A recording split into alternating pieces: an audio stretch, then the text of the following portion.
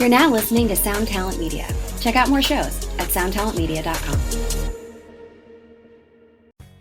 Hey, do you have an idea for a podcast but don't know where to start? Or do you have an already existing podcast that you want to take to the next level? Well, check out WeKnowPodcasting.com. From concept development to theme music to editing to logos, WeKnowPodcasting.com is a one-stop shop for all things pod. Don't hesitate to hit us up. We're very nice.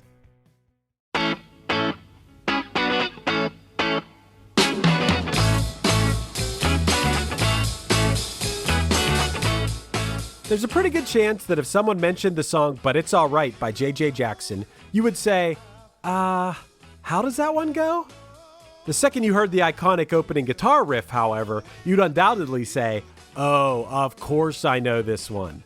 This week, we're joined by AJ Santini to discuss this soulful 60s belter and try to figure out why this big guy, 285 pounds to be exact, as made clear in the liner notes of his record, isn't a bigger name.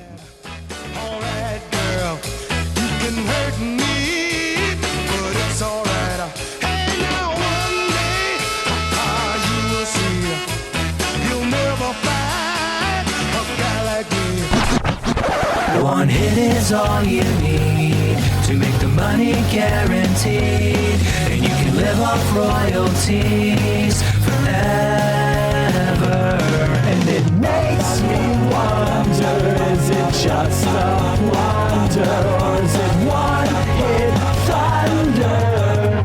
All right, so AJ, you chose J.J. Jackson, and when Matt told me which song we were doing, I was like, what is that song? And he was like, you're going to know it. And then within, I would say half a second, I was like, oh yeah, this song, which is how I feel most people listening to this will be once they realize what this song is. And I was surprised that it was a one-hit wonder, and I was also surprised that this song was not actually released on Motown. I would have assumed this was a Motown hit. Yeah, it's an interesting one. AJ, what made you decide to pick this song? I think based on, I always get excited when there's an older one-hit wonder that gets chosen for the show. I feel like, you know, when the show started out and I was listening to some of the podcasts and seeing what guests were picking, it was things that were like relevant in their lifetime, which is always great, you know. So it was a lot of like 90s and 2000s and 80s. But I'm a big fan of like a lot of old soul. I love like Motown Stax, Atlantic Soul records. The more I dug into it, I found these like obscure pockets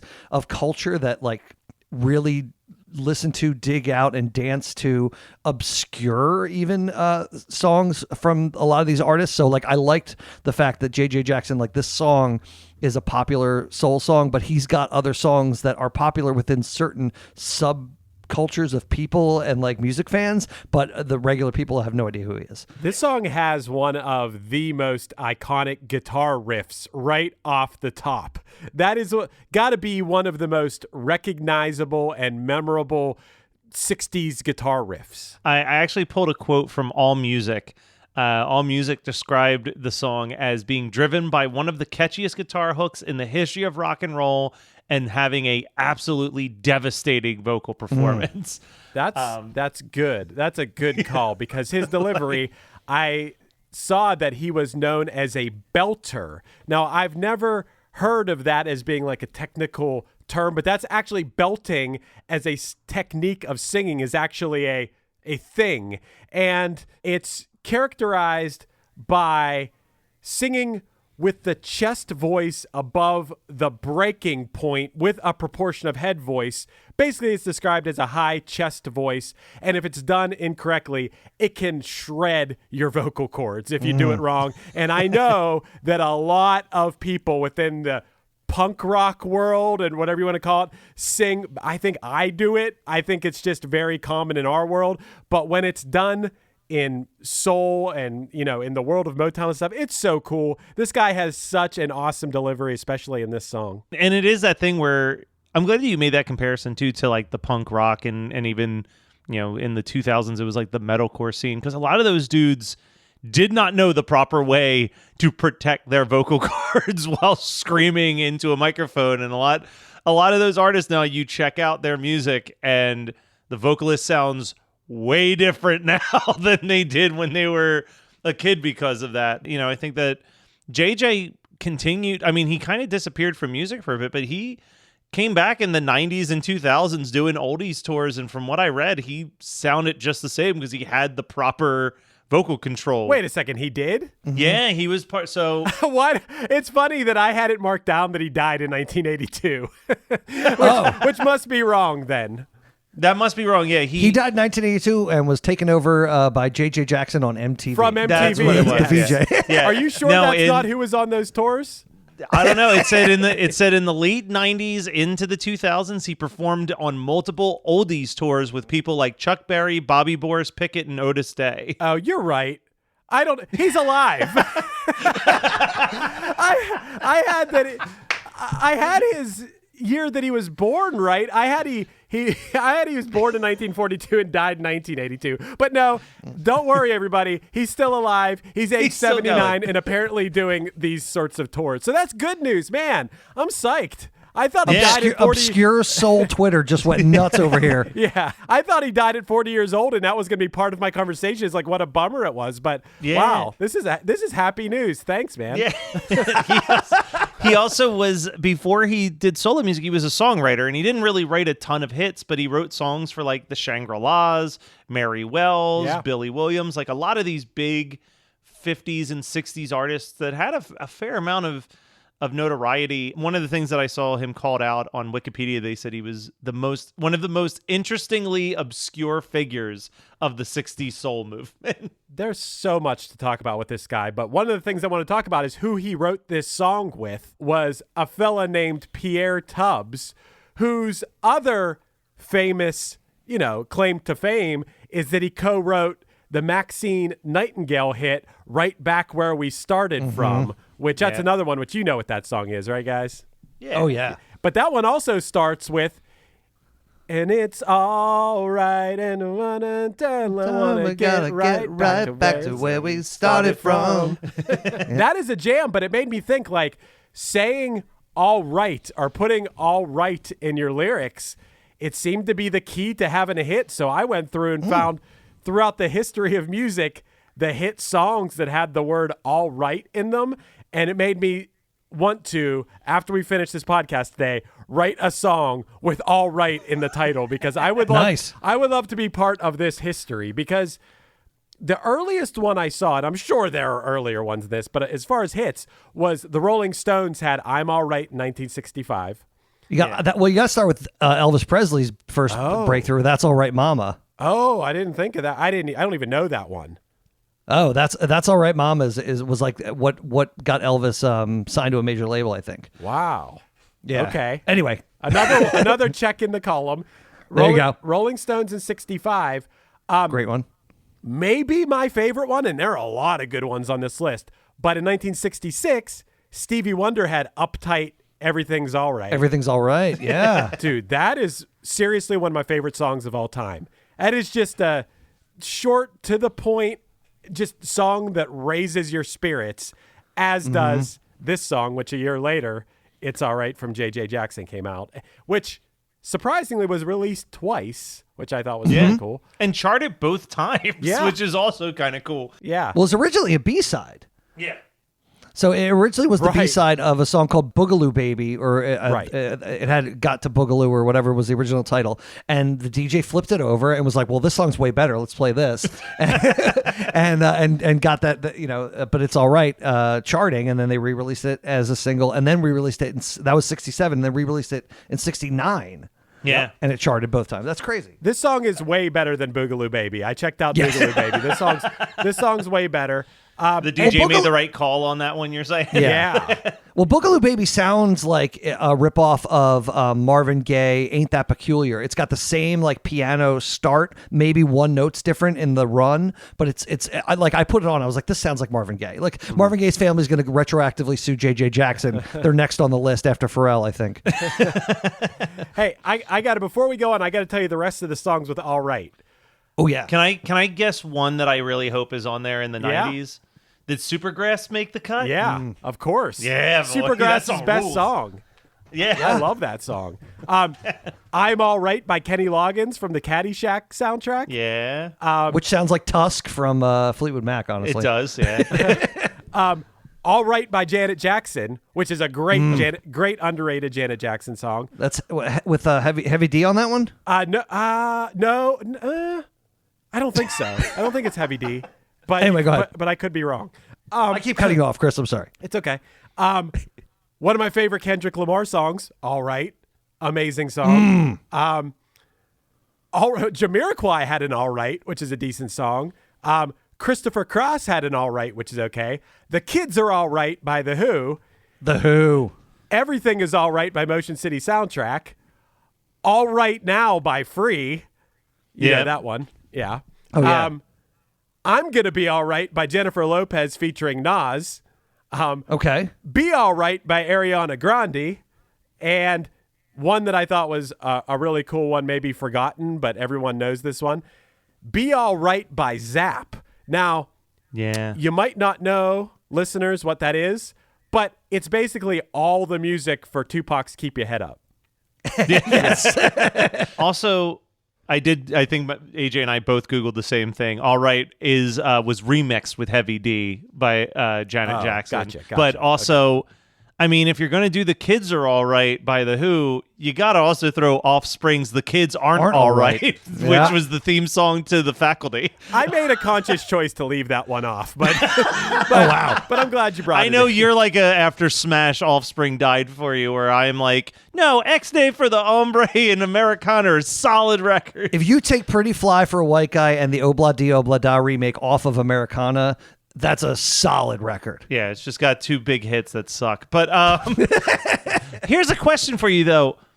If someone tells you that they're all right, do you think that they are? Or do you think that that's like the same as someone being like, I'm fine? Where you're like, oh, they're not okay. Like Fine, fine? Like fucked up, insecure, neurotic, and emotional? Yes. I think all right in general means that I don't feel like talking about it. Yeah, that's what I mean. Yeah, I'm all right. That's what I mean. So it makes me wonder, like, this song is kind of like, heralded as like a moving on after a breakup song, but I'm like, I don't know. I don't associate the word all right with moving on. I associate all right with like you said, I just don't want to talk about it right now. But what if he's Matthew McConaughey and he says it 3 times? Well, then it's a totally different situation. 3 times is a whole other story. All right. This is an interesting song because it's so uplifting, and you could easily, as I have my entire life, every time I heard this song, listen to it and just enjoy the melodies, enjoy the music. It's very danceable. But when you dig into the lyrics, you see that this is a song about being cheated on, and what the "but it's all right" is all about is karma. Like, yo, you cheated on me, but it's all right. Karma is going to come back and get you. You reap what you sow.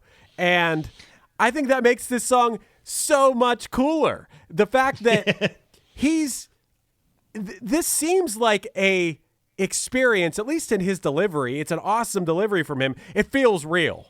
And that he experienced this. And I imagine him in the studio with these awesome players. By the way, this was the first.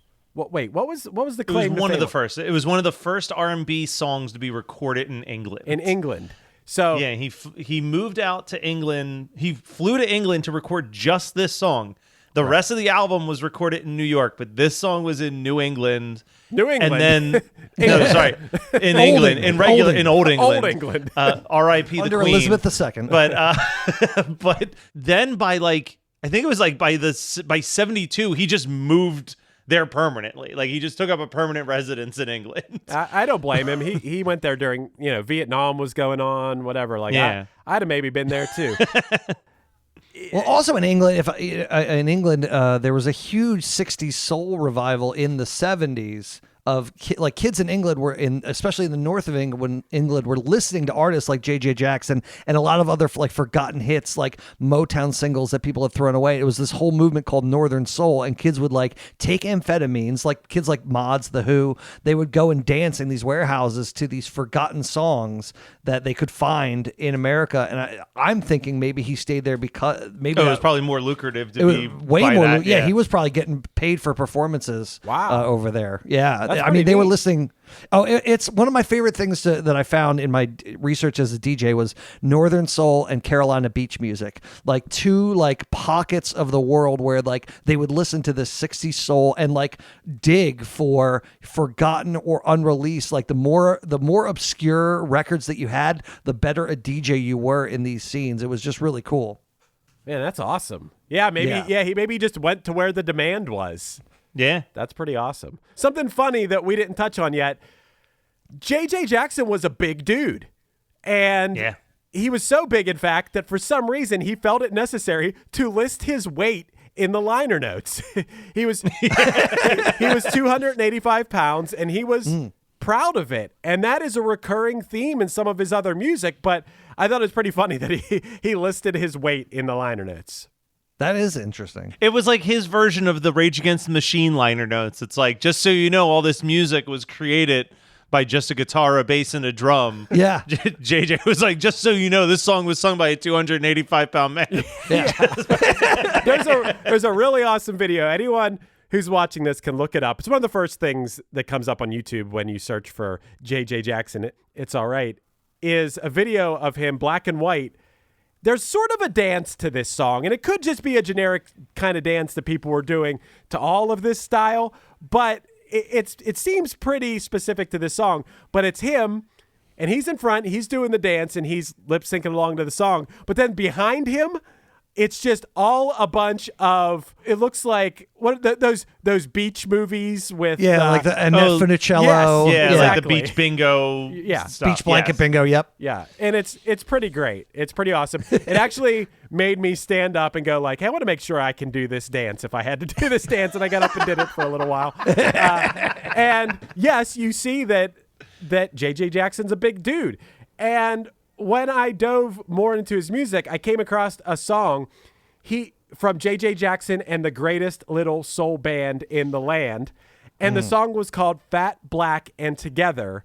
And the song is all about body positivity and being confident in yourself regardless. And I just thought it was so badass. I had some of the lyrics down, and I just thought they were awesome. It was, some will say there's no joy in messing around with a fat boy, but the ladies know the truth is light because a fat boy keeps them warm at night.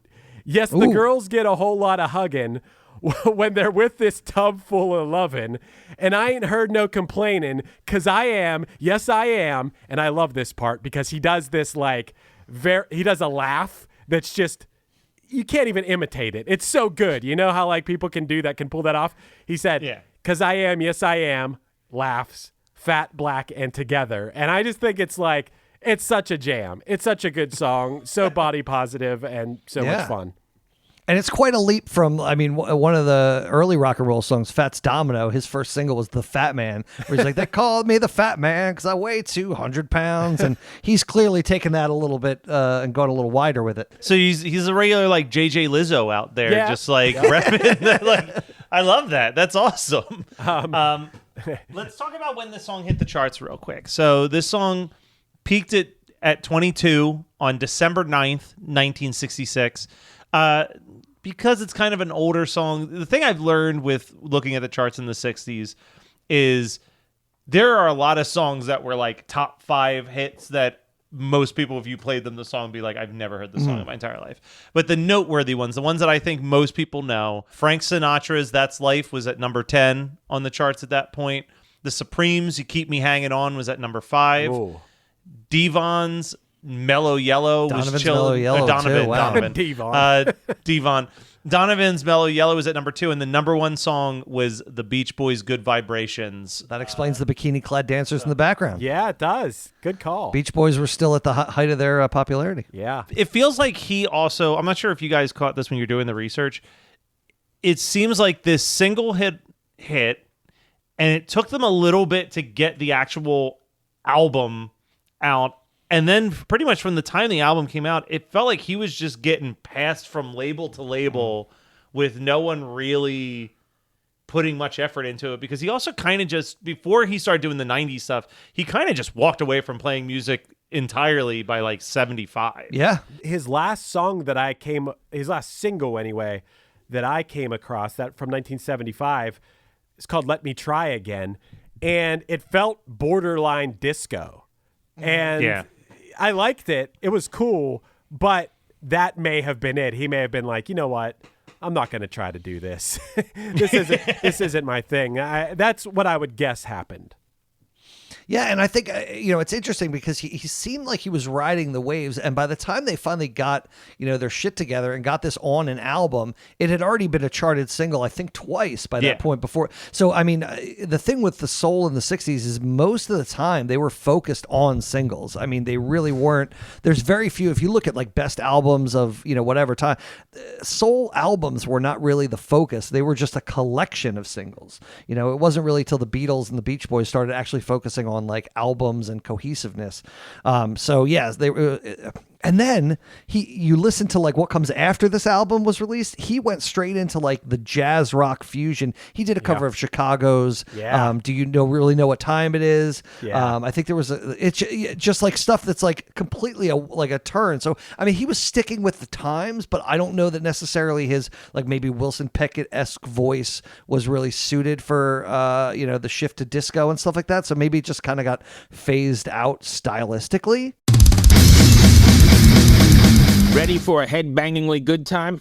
Dive into the world of heavy metal with the Brutally Delicious podcast. Here, we don't just talk music. We welcome you into our heavy metal family. Join us for candid chats with legends and rising stars. We go beyond the typical interviews, exploring raw emotions and the life-altering impact of heavy metal. So whether you're a diehard metalhead or just curious, join our family and let the headbanging begin with the Brutally Delicious podcast.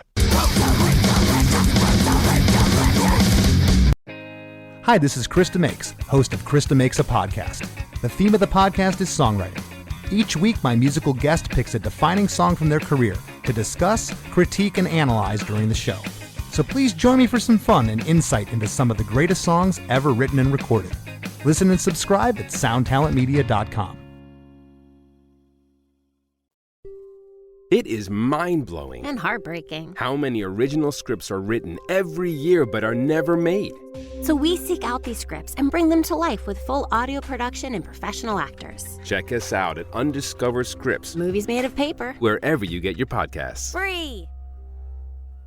That cover that AJ just brought up of Does Anybody Really Know What Time It is awesome. And it's from his project, which at that point was called J.J. Jackson's Dilemma.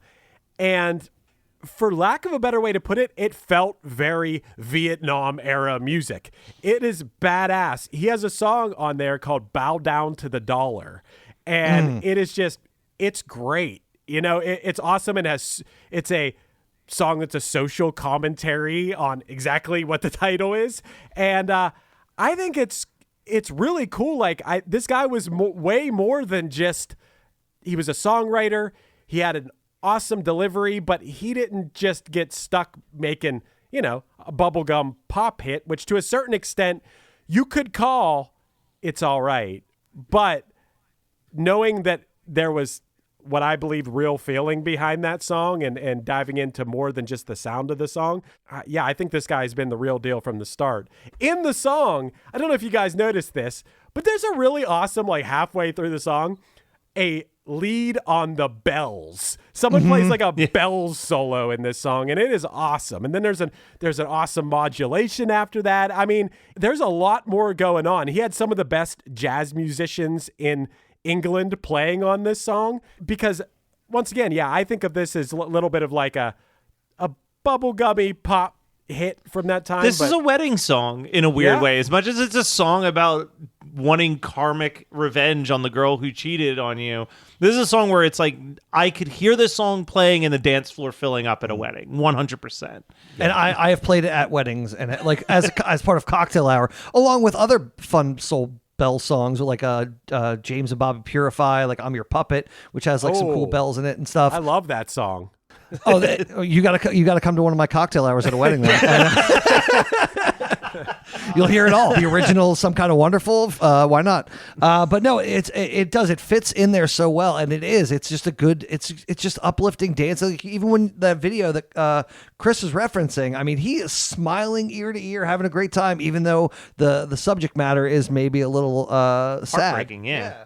Yeah, I love that juxtaposition of, if you dive in deeper, the lyrics are really sad, but he's delivering them with this big smile on his face. And I think that's so cool to take being hurt and turn it into something so positive. I love that. It's like one of my favorite. That's literal art. Yes, I love it. Hey, I got to bring up, I know I'm bouncing all over the place, but I really dug into his music today. I really listened to, he had a big list of singles. I think I listened to all of them. There was one other song that I wanted to bring up that I thought was pretty funny. He has a song called I Dig Girls. Yes. You know that one? Yeah. It starts off with the theme from Dragnet. Yeah, I knew it was something. Yeah. So it's funny. Yeah, it's funny because the Boogaloo Baby starts off and it sounds like Marvin Gaye, and then this other single, it literally takes except for exactly. And I think they just changed the last note, the last hit. It might be off a little bit key wise, and then they go into the song. But it's funny. So he takes all these things that he sees around him, at least from my observation as a songwriter, and puts them in little references to other pop culture things, the Motown movement, Dragnet, and tries to make. But yeah, the I Dig Girls is great. I mean, I Dig Girls, I liked it so much, and here's what's funny. I was cracking up at the words to it, which, he delivers them in his way, and it's awesome. But I wanted to pull up the lyrics, and I couldn't find them, so I had to sit there and transcribe them just so I could read them on the podcast. The lyrics are, I dig girls, yes, I dig girls, big or small, short or tall, I dig them all. I dig girls back on the farm or in the city, in any old town, they're sure pretty, doing a dance or baking a cake, riding or walking, they're simply great. I dig girls on the beach or in the park, or at the movies where it's dark, teaching them, making them laugh or cry, watching them wiggle as they walk by, which I think this is such a funny song, man. He really wants to know people. He really wants to let people know he digs girls, and I believe him. in a very Theodore Geisel, Dr. Seuss way. Yeah. He turned that was a children's book the way you read that, Chris. Yeah. I can see the pages turning. It's literally it's proto Mambo number 5 or it's the other one. It's Hose in Different Area Codes by Ludacris. Just listing off songs that list things. You almost feel there is a lot of stuff that we're talking about with this where it's you almost think that J.J. Jackson should be someone that is more prevalent to hip hop history, because it feels like he's covering a lot of ground that you think of, especially 90s hip hop. The way you're describing big guy talking about his, how good of a lover he is and stuff like that. This is early Notorious B.I.G. lyrics. Biggie, Fat Joe, Big Pun. Yeah. I think that is very accurate. I thought that when I heard Fat Black and Together from J.J. Jackson and the Greatest Little Soul Band in the Land. When I heard that, I'm like, this is the blueprint for, big guys being confident in who they are and being proud of it. I think it's really cool. I mean, I don't know if he's the originator, but he's definitely the earliest that I've come in I mean, I don't know. There's Fats Domino. Yeah, Fats Domino. Right. But I can't think of anybody before Fats. Did you guys check out any of the covers of But It's All Right? Oh, yeah. I guess I knew the Huey Lewis one. I had to have heard definitely that before. Did. Yeah, that's from his all 50s and 60s cover album, which I think was called A Few Chords and Several Years Ago. Yeah, something like that. Yeah. That he does it great. I think he does a really good job, almost to the point where it's verbatim the original. Now, he doesn't get as animated, but he definitely has the tone of the song down. If I wouldn't have been surprised if this was just a Huey Lewis song if I wouldn't have known about J.J. Jackson. Also, Redbone did it. Yeah. Mm-hmm. Redbone did a good job with it. Eddie Floyd was the other one I had written down. Yeah. And he did. So, yes, this was one of the singles they released for that album. I wanted to check to see. So some of the songs that they covered on this album, I'm not going to read all of them, but they did Shake, Rattle, and Roll. They did She's Some Kind of Wonderful, But It's All Right. Little Itty Bitty One. That's the one. That was probably the biggest single, and Stagger Lee, which is a song that I want to cover on this show one day. I have to Yes. double check to see if Floyd Pierce had any other singles, but that song is a Lloyd Price had Personality was probably a big gotcha. one. That's Yeah. right. So that's why we can't do it. But yeah, Stagger Lee is a great, like, when you're talking about like obscure to a certain point. Like, I don't think people know that song too well, but it has such a driving beat that if you played it at a wedding, people would dance to it because it's so easy to dance to. Well, when I play acoustic shows, I often include that in what I call my troublemaker set. So Okay. I'll play Stagger Lee, I'll play Bad Bad Leroy Brown by Jim Croce, Me and Julio Down by the Schoolyard, like songs about people like getting into trouble or like witnessing a murder. Yeah. Dude, I got to tell you guys something real quick. I was looking up something while you guys were talking, and on J.J. Jackson's Wikipedia, no wonder I thought he died in 1982. It literally says on his Wikipedia, died 1982. It says born November 8th, 1942. In parentheses, it says age 79, Bronx, New York. And below that, it says died 1982. And then below that, it says years active 1957 to 2004. So somewhere along the line. Wow. He was active for 22 years after his death, according to to the J.J. Jackson Wikipedia. He probably owed money for taxes or something Maybe. because we know how, all those 60s artists got in trouble. But I think that's probably what it was. He died, didn't want to pay taxes, and then like they came after him. He's like, all right, I guess I'm alive. I'll do these reunion tours. Also, things are getting messed up left and right. J.J. Jackson's SEO got all messed up by the J.J. Jackson VJ that we mentioned earlier, who was one of the original MTV VJs. He was also J.J. Jackson. And as far as I know, he also didn't die, I think. No, he didn't. No, the VJ J.J. Jackson did die in 2004. Not 1982, though, so we still have no explanation. Nobody died for in this. 1982. Some guy just didn't know what he was doing. He was typing on Okay. Wikipedia. Yeah. That's what we'll have to contest that.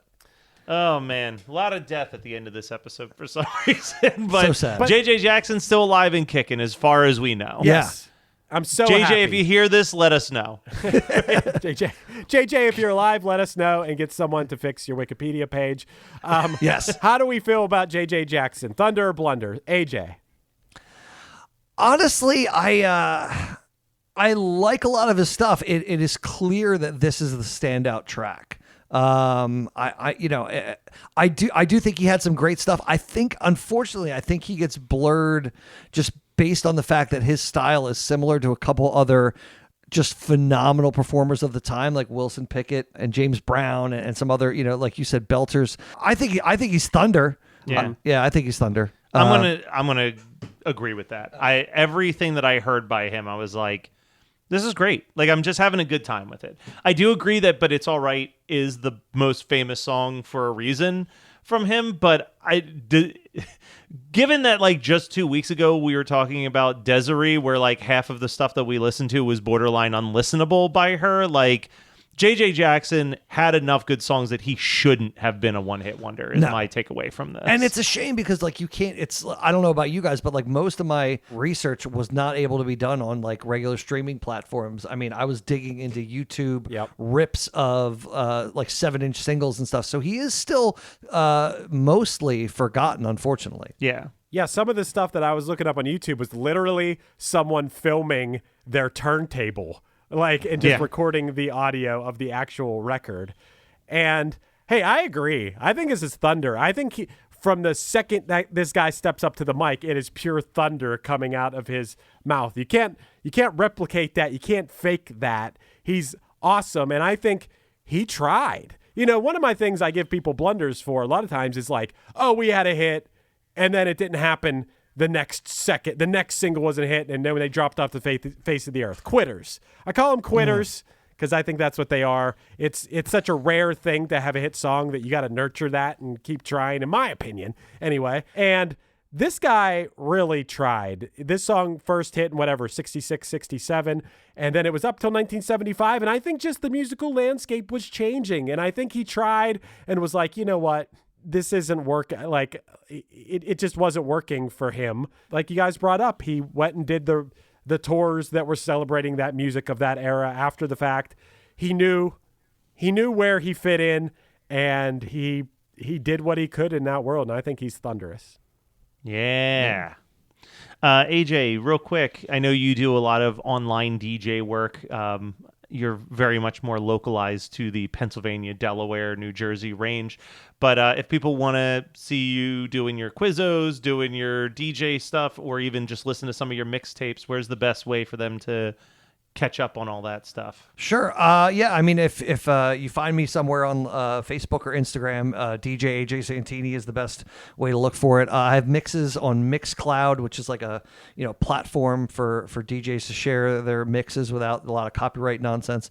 So mixcloud.com/DJ AJ Santini, or if you're in the Phoenixville, Pennsylvania, or Newtown Square, Pennsylvania area, Monday, Tuesday, Wednesday, I host Quizzos, which is just bar trivia. It's the way that we say bar trivia. It's a lot of fun, and yeah, it's I also do something called the Music Appreciation Society, where I make like mixtapes that are focused kind of on different styles of music every day, and it's made to sound like a cassette tape with the different like the turning over of the cassette tape sounds and everything mixed in there with like 45 minutes aside, so just like a retro thing. But yeah, I DJ a lot of I'm starting to DJ some more vinyl stuff too, like with like JJ Jackson, this Northern Soul, Carolina Beach music, just fun, forgotten stuff that unfortunately has fell through the cracks. And I'm trying to just keep it alive a little bit in my own way. Nice. All right. Love it. Thanks for coming on, AJ. Yeah, thanks for having me.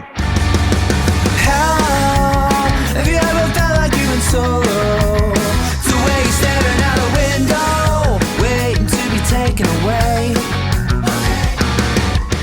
This has been One Hit Thunder. One Hit Thunder is hosted by Chris Fafalios of the bands Punchline, Pack, and Another Cheetah, and produced by Matt Kelly of Geekscape.net. Underneath me, you're hearing the Punchline song Friend from the Future off their album Lion.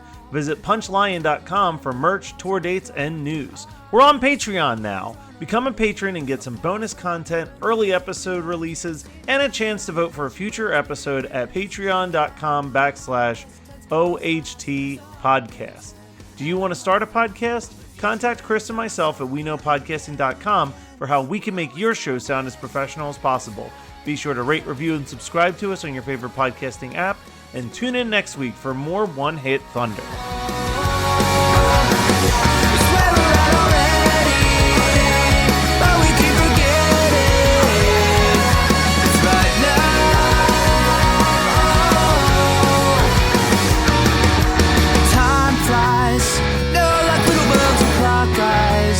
Make you say things like, man, I'm so old. It's not your age that's bringing you down.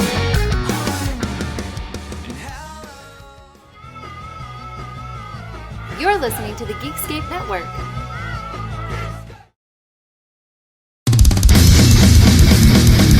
Ready for a head-bangingly good time? Dive into the world of heavy metal with the Brutally Delicious podcast. Here, we don't just talk music. We welcome you into our heavy metal family. Join us for candid chats with legends and rising stars. We go beyond the typical interviews, exploring raw emotions and the life-altering impact of heavy metal. So whether you're a diehard metalhead or just curious, join our family and let the headbanging begin with the Brutally Delicious podcast. Hello out there. Yes, hello out there, everyone. I'm Hal Schwartz. And I'm Flynn McLean. Together we host None But the Brave, a podcast dedicated to the music and career of Bruce Springsteen. Bruce and E Street Band are on tour right now for the first time in 6 years, and we're taking a detailed look at what's happening on stage in our bi-weekly episodes. We've also been recently joined by some very exciting guests, including rock journalist Warren Zanes and Stephen Hayden, Backstreet's Magazine founder Charles Cross, and Barstool's Kirk Minahan. If you're a diehard Springsteen fan, this is the show for you. So please subscribe to None But the Brave on your favorite podcasting platform, and we hope to see you further on up the road. Thank you so much. We'll be seeing you.